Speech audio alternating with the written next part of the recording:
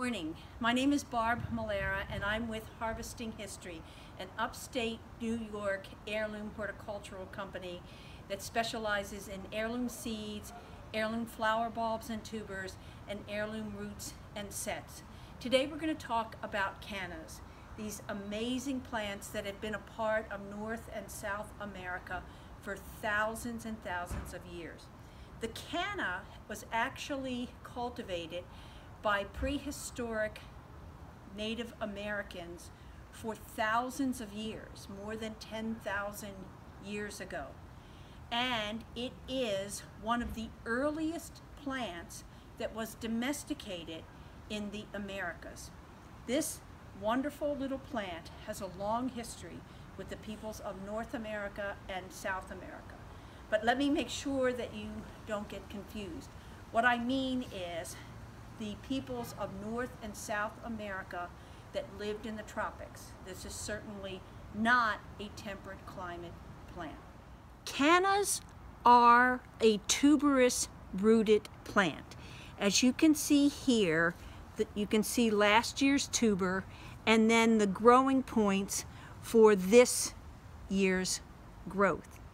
From the tuber, secondary roots grow and anchor the plant into the soil, but the tuber itself is the main root for a canna.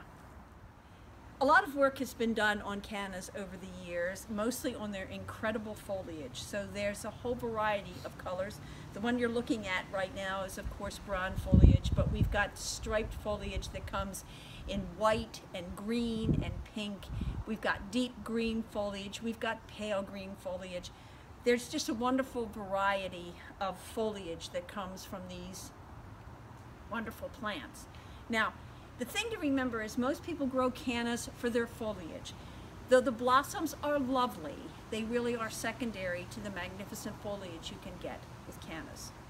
The first thing to concern yourself with when it comes to planting these cannas in containers is what size container. Now, I know my gardeners, and they're already thinking, well, I can fit 2 or 3 into this one, or I can fit 3 or 4 into that one. No, you can't. So, when you come to me and say, is this the right container? I'm going to say, no, it isn't. When you come to me and say, but I know I can fit this into this one, I'm going to say, don't even try it. The right size container for a canna is a 10 to 12 inch pot, just like this. No smaller. And if you get like an 18-inch pot, you might be able to fit 2 into that. But this is the ideal size for a single canna tuber. The next thing you need to be concerned with after the size of the container is what you're going to put in the container, the soil mix. Over the last 12 years, we've been working on various soil mixes, and we've come to the conclusion that it's a very simple mix that actually optimizes the productivity of the plant you have in the container. And that's 60% topsoil and 40% peat moss. So 60% topsoil and 40% peat moss. Now, if you live in the South, I envy you because this product is only available in the South, and it's a magnificent topsoil as well as being incredibly inexpensive. And peat moss is peat moss. So 60% topsoil, 40% peat moss, that makes up your soil mix. Okay, what I do is I fill my pot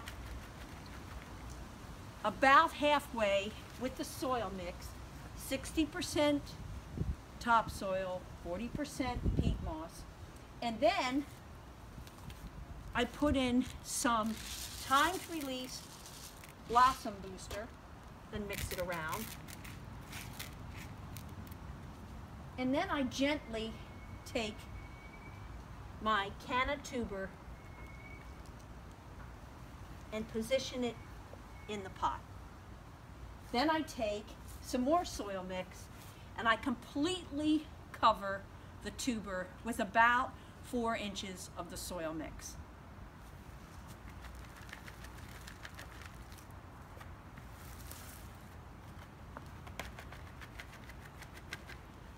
And the little canna is saying, oh, thank you, thank you, thank you.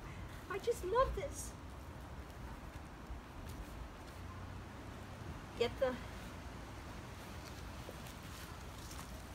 tuber the way you want it, and then I take and put a little bit more timed release fertilizer on the plant.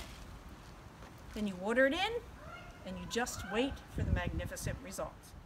If you're interested in cannas, if you're interested in heirloom plants and seeds, I heartily encourage you, please come to our website. It's www.harvesting-history.com, and feast your eyes on a website the likes of which you have never seen before.